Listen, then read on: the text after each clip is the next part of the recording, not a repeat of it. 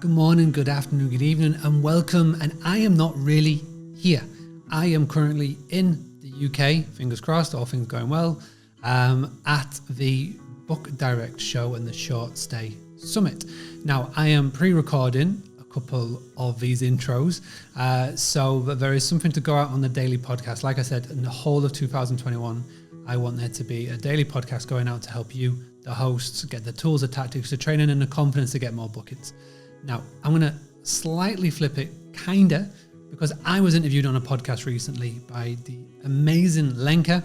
Now, what I wanted to do was just to put that podcast on the Boostly podcast in its entirety.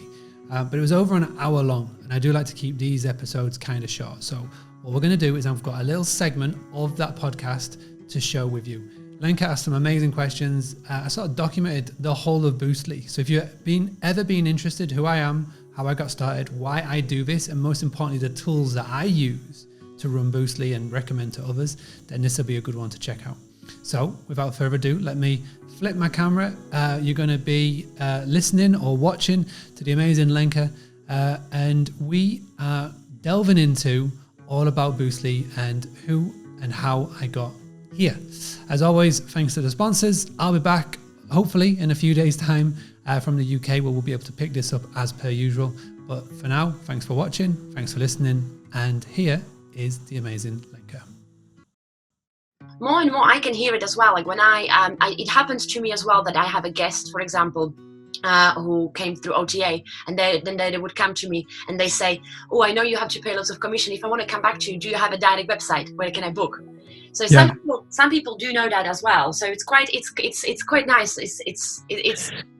You hit the nail on the head. You really hit the nail on the head, because it's not just the commission that you pay. And yes, the commission that you can pay can be a lot. I've seen invoices coming through for like 2, 3, 4, 5 grand on a monthly basis. It can get really high, and that is a big burden. So there's a massive way to save money, but as well, it's the power.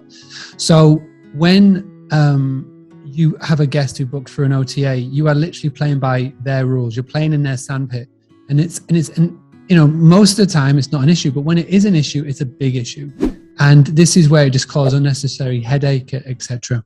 And, I think one of the big misconceptions with what I do for the last 5 years is people think that I'm getting you to go cold turkey on the OTAs. And I'm not doing that at all. The granary would never have succeeded if we hadn't have had the OTAs exposure. We were a farm in the middle of nowhere. We were not on the map. We had no right to be seen, but the OTAs gave us that visibility with a European and an international market. But what we did is that we didn't over-rely on them.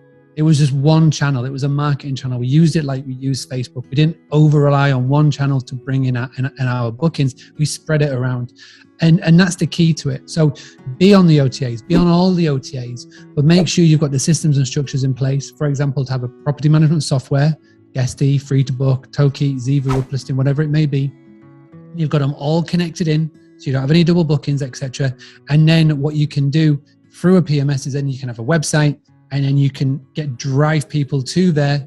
And people think, oh, that's such a lot of work, so overwhelming, but it's not. It really isn't. The tactics that I show are simple, cost effective. A lot of the times don't cost any money at all, and they have maximum return. Sometimes you can just do one little thing and it will result in a 20% shift in OTA bookings to direct bookings. And a 20% shift over a course of a year can be maybe a 4 or 5 figure sum investment, which is huge.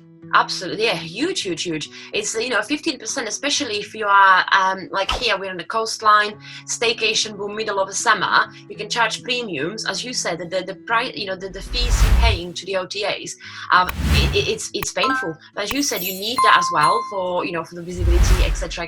But you need to have the systems in places to be able to take direct bookings. Completely agree, and I love how you described it as well. Having a blast, gonna get it on the Boostly podcast. Bruce Lee like Bruce Lee, cause it's so hard and the T is loose leaf. Making up those rhymes, don't write it, just do it loosely.